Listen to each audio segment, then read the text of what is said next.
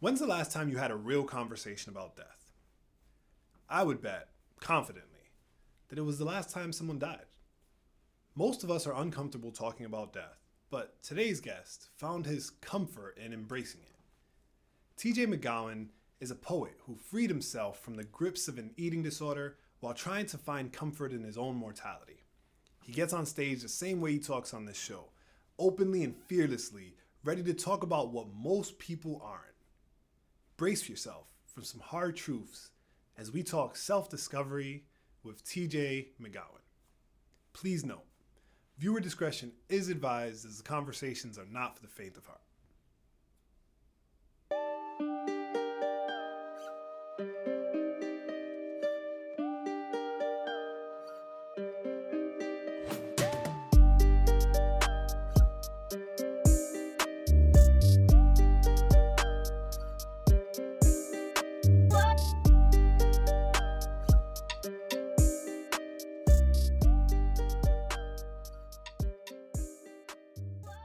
TJ, the Everyday Bite McGowan. Wow.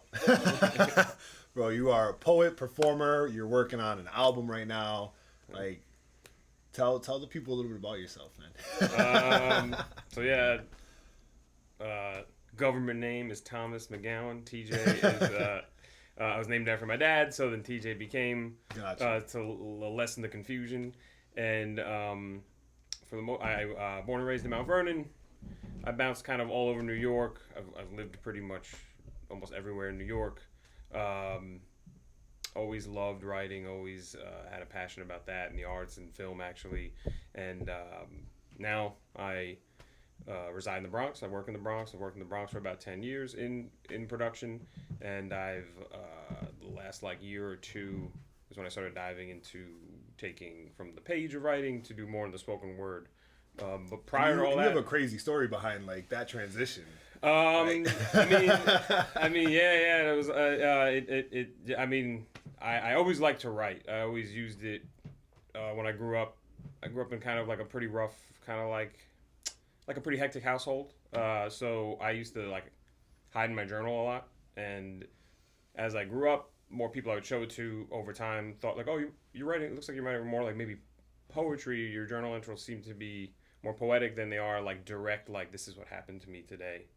So then that evolved into writing poetry, typing poetry, and kind of built that obsession. And then I always used it as a therapeutic outlet for myself. And then as far as transitioning to spoken word art, I was going through a pretty rough time two years ago. A mixture of trying to resolve things from the past, childhood, Yep. Trying to be terrified of the things that aren't going your way in the present, and then kind of I was looking forward a lot to how scary the future might be, and a lot of things were really compounding on me from depression that I was going through, sort of. It was just a really dark time, and then I sort of was at my wit's end about it, and had a friend that I trusted. I had a panic attack. I had sort of all these things going down, and called her, and she sort of talked me off the ledge, and convinced me to start to be more open about it with people. And it was just still there, and I lived near an open mic that someone had been in, and sort of I decided to just go to this place where no one knew me, to sort of yell these things, because I really didn't feel I had I really felt backed against the wall. I felt I couldn't. Yeah. And something just in me wanted to start yelling the things that were inside of me, to get it out. And now it's been the most fulfilling and happy addiction I've ever had. To just go and do that now, and that's so put all incredible. that stuff somewhere else, Yeah. And release it somewhere else. And then next thing you know, it's you realize that other people relate Yep. to you, and you're not alone, and that gives back to you, fills you up just as much as you're probably hopefully helping them. So, but yeah, it all I guess most art, right, stems out of Stems really out of pain, right? It stems out of pain and depression and unhappiness. But I feel like it's super inspiring, and it's critical for people to be able to talk about that, because you, like you said, you were it was all just compounding, it was all on top of you, and you're just kind of figuring out, how do I deal with this, right? And especially growing up as a child, we do run into situations where no one like no one coaches parents on how to be parents, Sure. right? So like the mistakes they make, you can't fully like you can be upset about the mistake, but you can't be upset at them for making the mistake, you know, because no one's there to tell them better or otherwise or anything, right? So like the writing itself, like that was a big thing for me too growing up, was just writing. Sure. Like, I didn't write a lot of poetry, I wrote a lot of fiction. I was trying to take myself to another world. Sure, like forget like talking about my feelings. I'm out. Yeah. I can relate to that too. Yeah. So like how did you when you started realizing like what you were writing in your journal was more poetry than journal entries, how did you react to that, like yourself? Did you like how did that feel when people started recognizing your work as like your writing as poetic? I mean, it feels good, like in the simplest terms, because especially if you, besides that, I did just love to write. I would write like little stories for myself as a kid too, and I would write like, like try to write movie plots and all these sort of things that I used to be obsessed with. And when you think that like that kind of writing in your journal isn't creative or can't be creative, and then when someone you trust has another eye on it and can tell you, like, and this sort of like pushes you to be like, I think what you're writing isn't just journal, it's poetic. And I used to always love to read poetry, so I think just when I was a kid, I don't think I necessarily sat down and was like, I'm gonna write poetry. I think it just sort of what I intook kind of started to come out, and then hearing it is then what opened the door to like let me embrace that, and then start to like. At first, I used to use it as a mask to share, like, my pain, because it's like it's there, but like with poetry, with metaphor, with all that sort of stuff you can use, it feels like a little easier to give to like a reader, because it's like part of you, but it's not like a very literal, direct. Now as I've gotten older, I'm like a little more comfortable being a little bit more direct, being a little more literal.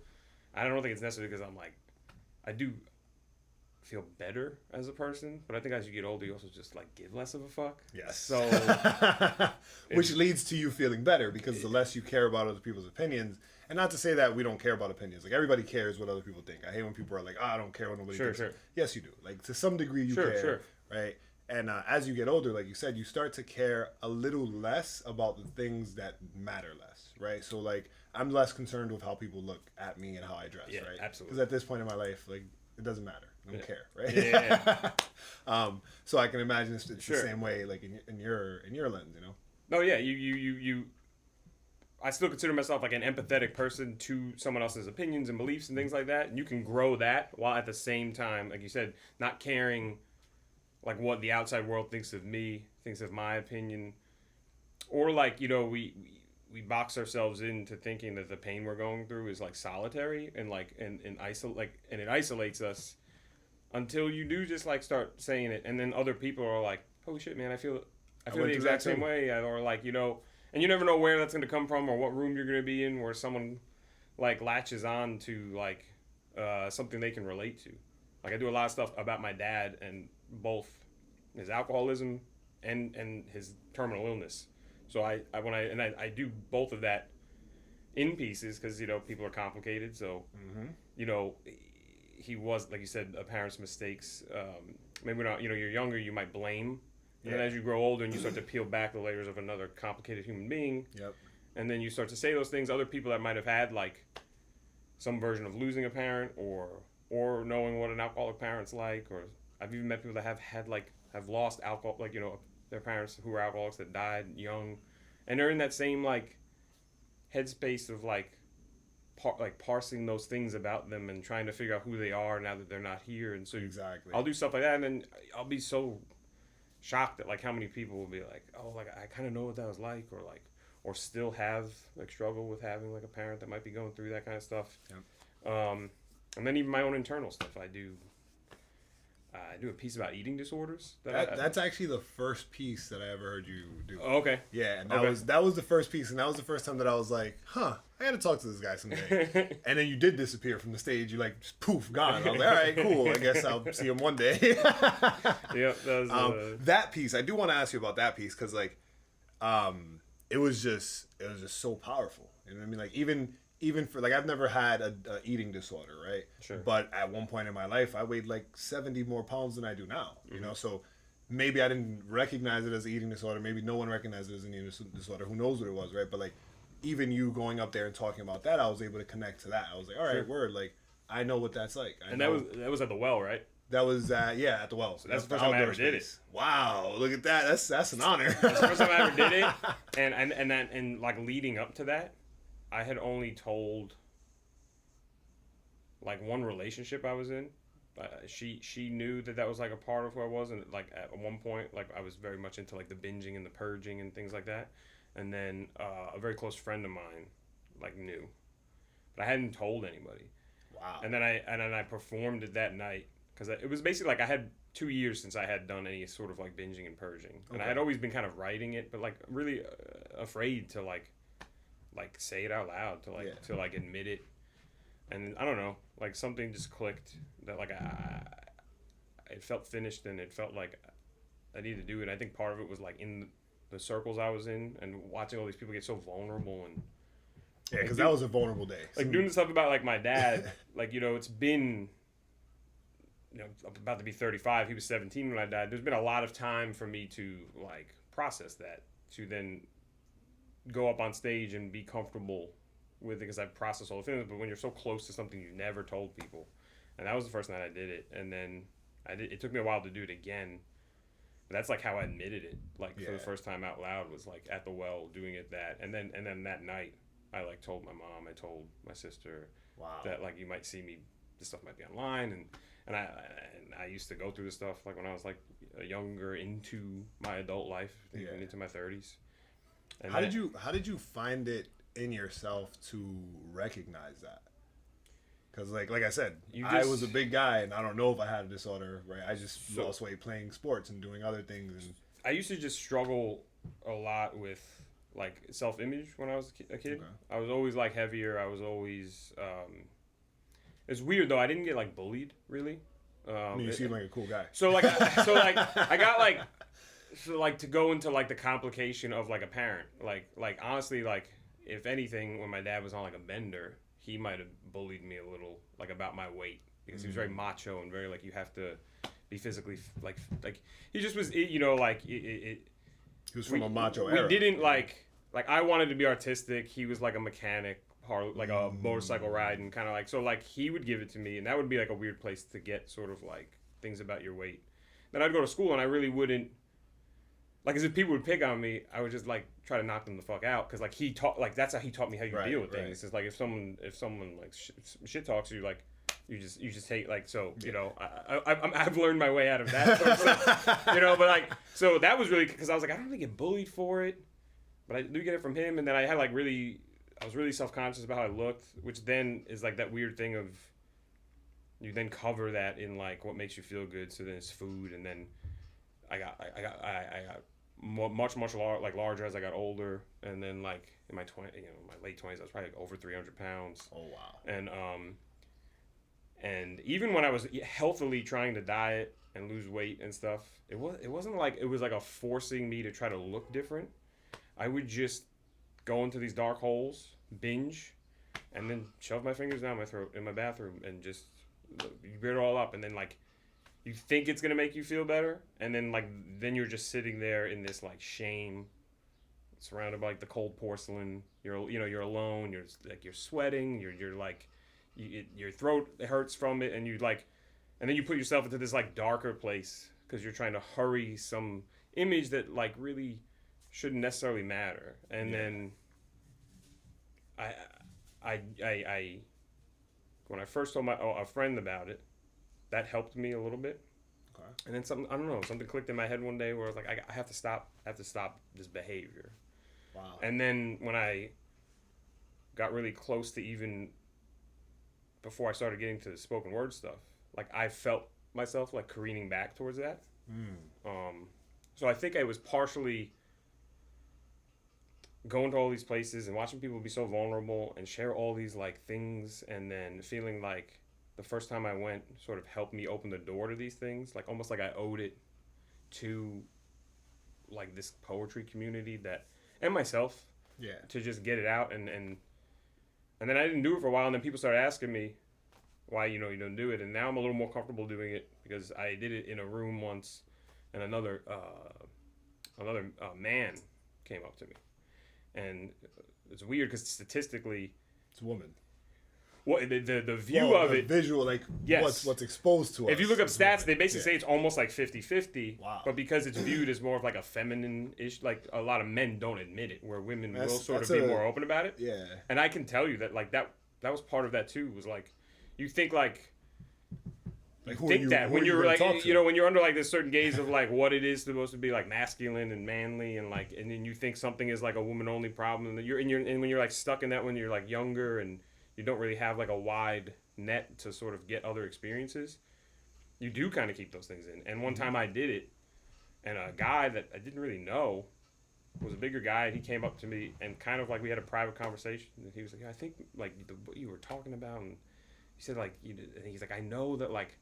In the back of my head, I thought maybe I did, like I was going through some stuff and binging and purging, but I always wrote it off as like, just trying to like quicken his diet and not wanting to admit that he probably had like, he was going through some stuff up here that was altering how he thought of himself, that was then making him do that and then keeping it in because he was afraid that of the world, of admitting it and thinking like what it is, and then once you get it out, you're kind of like, honestly, if someone's gonna judge you for that, like fuck them. At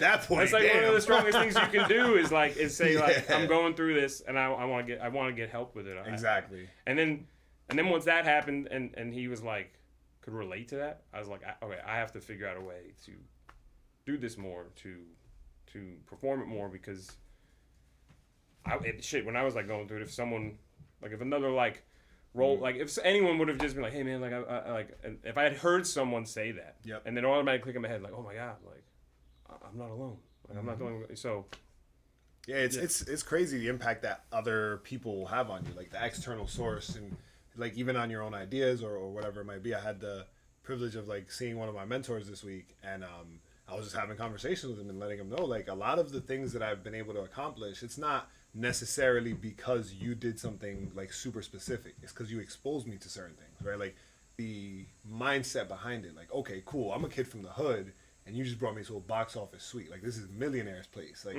anything is possible, right? So like I think that's the biggest impact that your poetry or like just being open about whatever's going on has, because like you said, that gentleman was able to come up and be like, hey, like I never realized this, and even myself, like I said to you, right, like I never did the purging part, but I was always binging. Like anytime I'm sitting down not doing anything, I was just like, let's eat. Like why not, right? Like cooking full course meals 3 to 4 times a day because I'm just like I don't have anything to do today, right? So I feel like that's like the plight of our existence. I feel, or the bane of our existence is like whatever we expose, then it becomes kind of a duty to continue exposing it, because now every single person you come across, like you may be able to impact their life and help them grow, and it's like the person to person thing. It's not even like it's not even like a narcissistic kind of a thing, right? Or like it's just that you feel like you generally. It's like once one person says like that might have helped me, then you're like, oh, like you get like you feel like I have to. Well, then I have to keep figuring out ways to perform that one. Exactly, and you get in that headspace where you do stop and think, like you said, like, sheesh, this guy said that this helped him. Like, if somebody would have said, if I would have been exposed to someone like this when I was younger, like, would it have helped me? And then for me, that's what keeps me in like the headspace of like, nah, I gotta help people all the time, because like I sit back and if I stop for a second, I'm like, man, if someone would have done this for me at that point in my life, like where would I be right now? How much would that have changed things? So I think like that's the biggest piece of that whole vulnerability is like. And then if you keep it and if you're able to sort of keep it the way like we're talking about it, it then also just internally like grows your own empathy, grows your own compassion. There's ways to like, keep it from making art like an egomaniacal kind of thing, right? If you keep it on like the ground level, it's simultaneously like him saying that to me, like it simultaneously did the same thing right back. Wow. Because it was the first time like another guy had come up to me and said, I do the same thing. Yeah. And so it's like, you're helping me at the same time, like you're making me feel like less alone, and now you give strength to the piece and strength to me to want to do it more, because now I'm like, I'm not alone. If there's two of us, there's three of us. If there's three of us, there's four of us. If there's, Exactly. and so I try to look at that with any of like the darker type of pieces that I do is that they're for all art we do it for ourselves, but there is like the benefit of it can make someone feel like a little less alone. Exactly. And then the other thing, it leads to, I never thought I'd be a person that would write like happy poems. Not that it's my version of happiness. Yeah. But now, But I find myself than what you I wrote find before. myself like doing that sometimes, where like if I have a moment of like hope, or I try to like harness that just as much now Nice. to sort of like, because we're all just a bottle of different emotions. Yeah. So we don't. I always used to be the one like you can't. Happy people are lying, and you like you can't write happy things. Happy people are lying. Like, it's not true. Like There's no such thing. And then now when you actually like find moments that you feel happy, I'm like sometimes I'll be like, oh, I think I just wrote like probably a happy poem or like a hopeful poem. I was having a conversation with someone not too long ago about like if like the old like dead writers that everyone idolizes were alive now and had this mentality about poetry and art and things like that, most of them probably wouldn't have killed themselves because there's this idea that like you have to be constantly miserable to create, and I used to think that way too, and then now like I'm like, no man, fuck that. Like you can take the misery, make it art, and be in a place where like you can fall back on all these people that are like, thank you for sharing that, as opposed to like the competitive nature of like older writers, or like how they used to be back in the day, or Who was more broody? and now that I find myself in like a happy space, I'm trying to get rid of that now, where it's like I'm allowed to write happy stuff too. Yeah. If I feel happy, or like especially with like poetry, it's like there is like a little weird stigma about like you just have to constantly be in like this tortured suffering, and I'm more now trying to find the other side that I used to deny, and just be authentic to the feelings as they come. I'm still gonna probably write dark things because Dark things happen. I mean, like we were like, It's a balance thing, right? Like, and I'm glad you said that, because I was struggling with that for a little while too, right? Like I had a hot streak where like so much was going wrong, right? But I'm a very like keep it pushing type of person, so I wasn't stopping to deal with this thing. I was just kind of doing it, right? And as the negative things kept happening, as relationships ended, as I lost people in life, right, like they just kept piling up, and it just started falling into my music naturally. So I had an entire album that was just depressing as hell. Sure. And I was like, wow, like how did we get here, right? And then there was moments where I started realizing like there has to be a transition. Like I write so that people can connect with my music, right? But I don't always have to connect with people who are sad. No, exactly. I can connect with people who are happy too. And how do I paint those pictures? How do I write those words so that those people who are happy can connect and be like, okay, cool. Like that song, he might have been sad, but this is my jam because like we're in the same lane right now. Sure. So how like when you find yourself writing those happy poems, like how do you push it? Like do you push yourself to continue it, or do you kind of just like the moment happens, you let it, you embrace it fully, and then it passes? So I try to if the first idea of like how to do it started, I was actually at a show, like around the same time I started doing the spoken word stuff, for a band called Gang of Youths that I really love. They're Australian. They were here. They're like massive over there, but like not big here. So I was able to see them in like a small room, and they're very poetic lyrically, but they do balance the sort of darker parts of life with like this kind of hopeful sound. And there was a moment where the lead singer, it was like, and I only bring this up because it's the first time I found myself going home and writing like a hopeful poem that I do try to bring out as often as I can. He went into sort of how his father had died right before the tour started, and he thought he could push everything away, almost like you were saying before. Like he was like, I thought if I went on the tour, I could just let it hide for a little bit. Deal with it when we're done. I don't have to face it. Yeah. And then it was the second to last day of the tour, and he had recorded most of the album in New York, and then he basically was telling the crowd like, and I'm this not confronting it has been the worst, and he almost kind of like broke down a little bit on stage, and was like used the crowd sort of in a therapeutic manner, and he was like, and these dark things happen, and more of those I feel happen in our lives than our happy moments. And then he was basically telling us, as much as we have to face those things, you can also face your happiness too. And he was like, when you have a joyful moment, even if they're few and far between, and there's nothing wrong with like living in it confidently.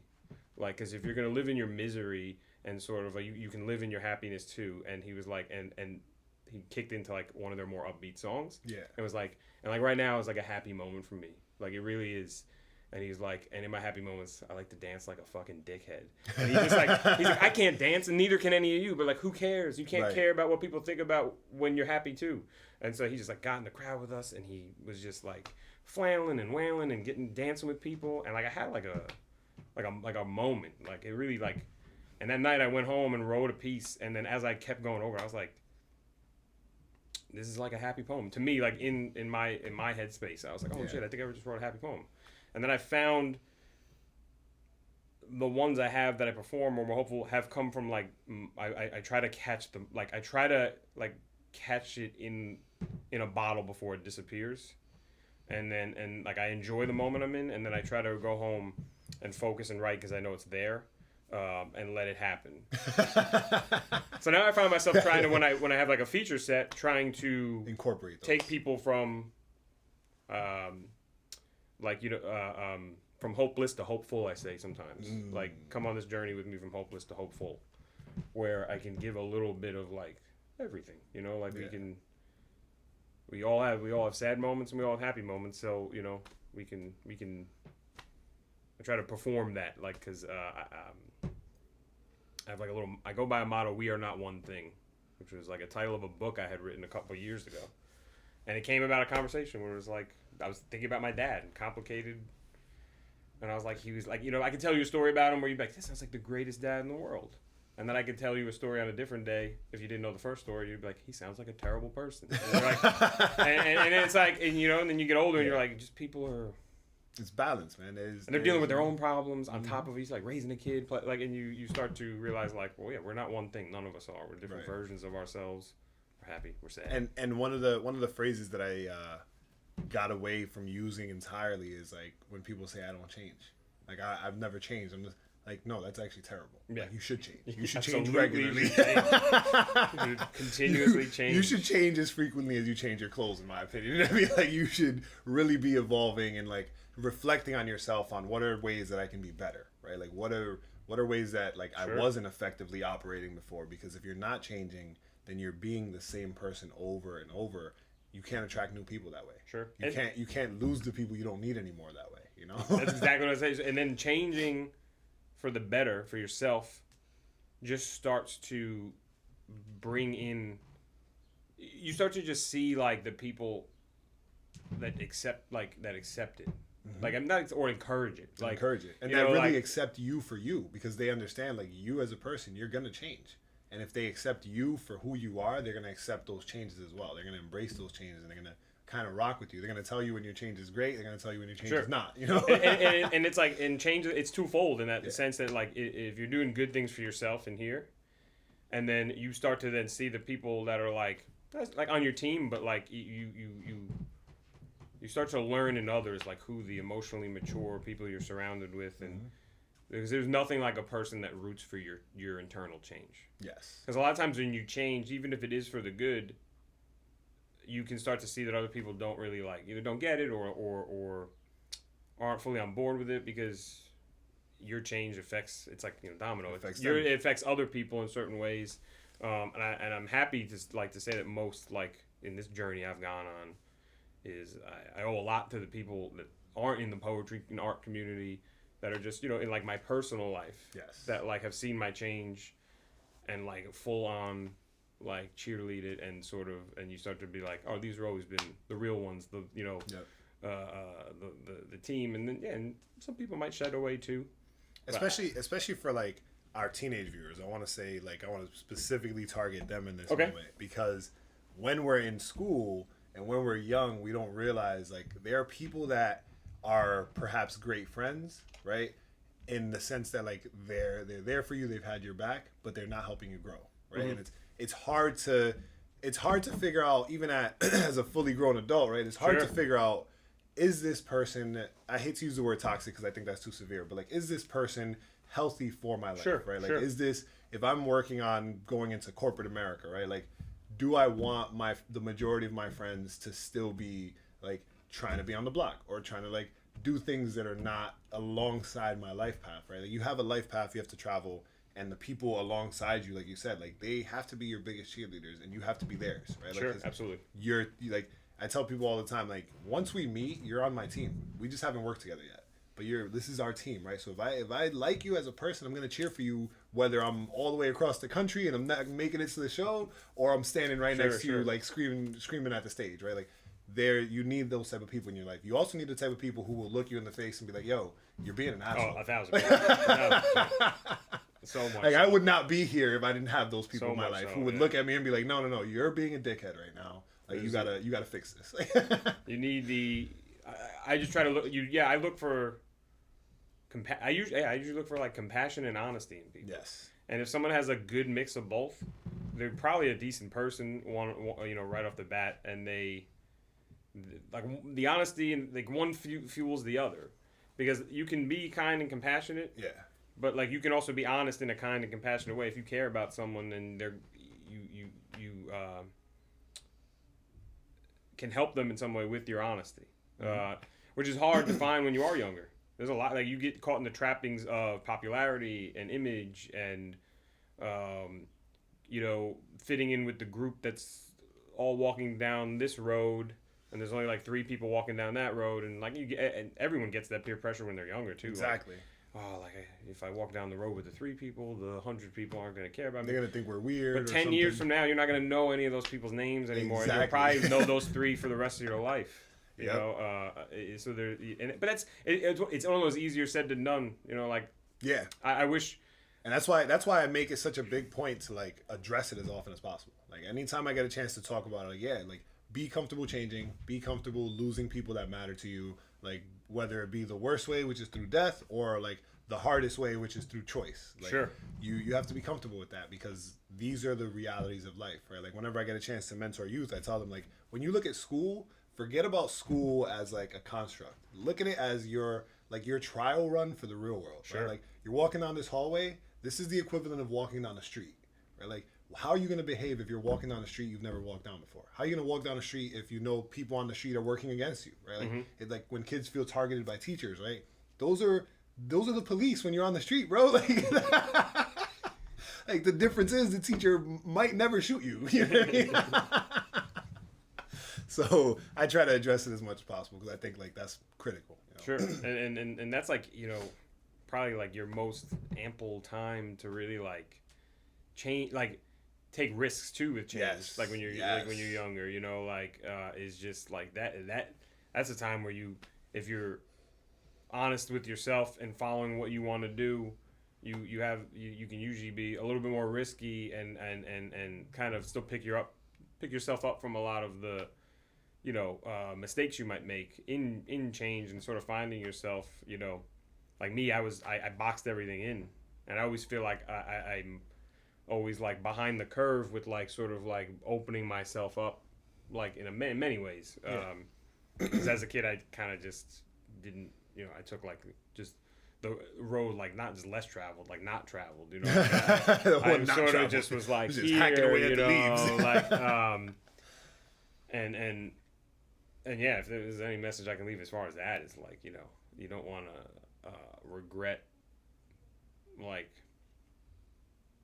not doing what you feel inside, as far as like if it's passion driven, not necessarily art, but just whatever the passion is. I feel like kids bury that a lot because of the peer pressure, because of so many other things, and change. It has like it's like people make it a scary word. Yeah, it's a scary word. You can't like force change. I do believe that's harder. Like where people like can't realize that a relationship's probably over and like they're trying to force change each other. Change as a natural organic progression internally. Like if you're just watering a plant. It's hard. It can be hard. It can be difficult, and it can be scary too, because you can fall. You don't know what the end result's really going to be. Sure. Right? You can tell yourself, all right, I'm going to change this habit, but you don't know what the end result is, right? Especially like smokers, right? People who smoke cigarettes. they will acknowledge that's a bad habit, but they won't stop it because what's the alternative? I don't know what's going to happen when I stop. I've been smoking for 20 years, right? If I stop smoking cigarettes today, what's going to happen? Sure. Like, what is my body going to do next? No, and that's like, a terrifying thought. And it's like, and you know, it's in here with like any sort of thing you're latched onto that might not be good for you. Like you said, smoking. Like there's so many things we all know that are like terrible for us, and it's just and it just shows you the mental obstacle to really try to like get over to change for the better. Because the other thing is, I feel like change gets such a bad stigma because most change is we see people change for the worse because it's easier. It's easier to be not good or not good to yourself, not good to other people. Like it's like it's easier to be like more of like driven into like cynicism or tearing other people down or pessimism, as opposed to. And I say this not from like like from a place where I used to be so like. Yeah, you said it earlier. And so just you said it earlier. You were like, the happy people don't exist. It's craziness. You know, you like, you know, and that even this is like a real life change that I'm learning. Like just in the past, like I say that now, but I'm like it's the past year or two that I'm really like embracing that part of all that sort of stuff. Or even like you know, I know like other like, friends and family like see it in me. I think like sometimes like that they can see like a joy that they probably always wanted me to have, but like didn't really know how to like help me attain it. Like they're there for you, but I think once they see you actually start to like be it, then it just feeds itself. Because then once you surround yourself with the right people, they'll be there like keep like leveling the joy up. Exactly. They don't want you to lose it because they know like how you can be. I mean like all my friends and family. I used to just think I was an Eeyore like type of character that like like some people are just some people are just sad. That's just the way it is. It's not true. You know, and then you start to learn through many different avenues, people. But human connection has been something that I've been always terrified to give into because I was saying before we were getting going that like I get so loud and ferocious when I perform, but I go right back to being a wallflower usually. Until I really get to know someone, then I don't shut up. like right now. But most times I'm very like. So that's probably the change I'm embracing now is trying to be more open to like human beings in general, and I still don't really like a lot of like large crowds. And after a couple days of performing and stuff, I usually have to go home and like cower under a blanket to like because I am like an introvert for the most part with that kind of stuff, and that you get drained from like human. Not that there's anything wrong with everyone else. It's just it's hard. You when you spend so much time connecting with other people, you are giving up a little bit of yourself. So I've been trying to embrace that and be more open to just conversation like this to more human connection and finding the right people, like that have that same kind of drive to maybe want to break out of their shell too, and again, like you have to always be changing and evolving. Like, it's just like it is the key. It's like it's so weird how like all the like cliche things are real, or like it's like they're cliche. They're cliche because it's literally the truth. Like that's why it's so cliche. It's not a cliche; it is a fact. And then we avoid them because we think it's like corny to give into them, and we're like. And then you finally give into it, and you're like, "This is the greatest choice I've ever made." This feels really good. This is the, like my my elders might have been on to something when I wanted to fucking ignore what they were saying when I was a kid, or shit. I'm all about powerful, bro. It's moving into more cliches, man. Like so. Before I let you go, because I know I've held you captive for a little while. It's been awesome. What is something that you would share with like anybody at home who might be watching that you feel like is just a strong piece of information that like you wish somebody would have gave you to help you like figure out who you are and find that joy? Like I feel, my like you are one of my favorite people I've spoken to on this show of all the episodes we've done because you talked about something that's really passionate, like I'm very passionate about, which is happiness. Like people need to find their happiness. I feel like that's the biggest issue we have in the world is it's not that you don't like that person or that person doesn't like you. It's literally they're not happy. like they're just not in a happy place, and maybe when you went to speak to them, like you caught them at like Sure. 79% unhappy. You know what I mean? Sure. And that's bad versus you catching them at 24% unhappy, and maybe they could have dealt with you a little bit better, right? Like happiness is critical. So I think like just from personal experience, if there was someone that was kind of like me, I guess, is you have to.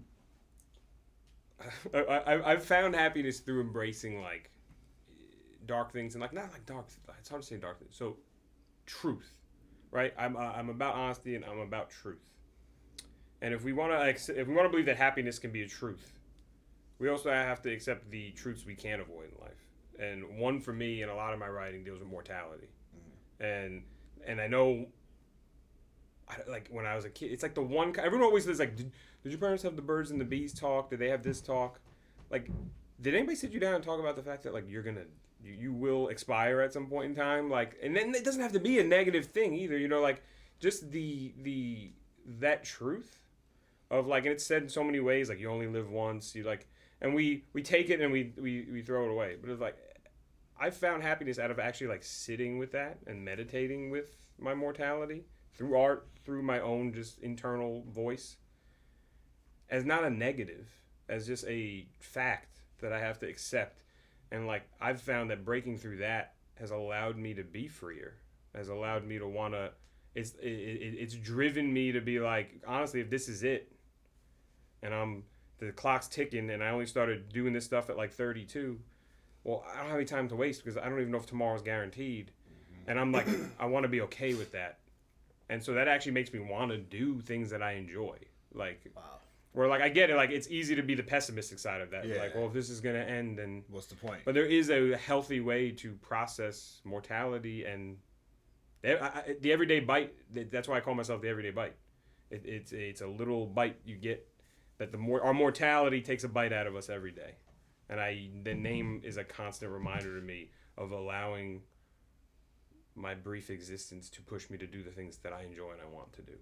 And I wish that a real conversation like that, if I had that when I was like younger, when you might fear that kind of unknown, I think it would have helped me personally. I think it can help people if, like I said, if it's done in like a constructive and proper way, like empowering way.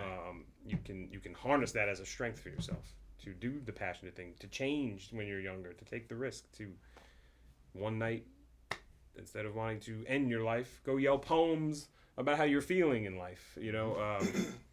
So yeah, that's sort of the key that's helped me.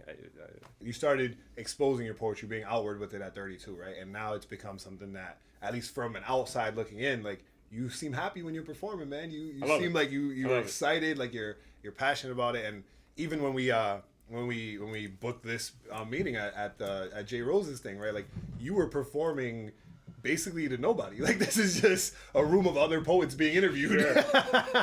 And even in that moment, you still seem like you were having the time of your life. I love it, and I'm grateful for every second someone gives me behind a microphone or wants to read a poem. It's like. I don't ever want to lose that. I feel like if I lose that is when I'll not want to do it. Yeah. Because it becomes like work. Robotic. It's like, but I love it. I love every second of it. So how can people get in touch with you if they want to book you for a show, if they want to reach out and just have a casual conversation? You can, I go by The Everyday Bite. I go by The Everyday Bite on social media, TheEveryDaybite. Or you can go to my website, theeverydaybite.com. I usually have any upcoming shows listed there. An email that you can reach out to if you'd want to book me for something. I have my published written work up there. My book is available on there.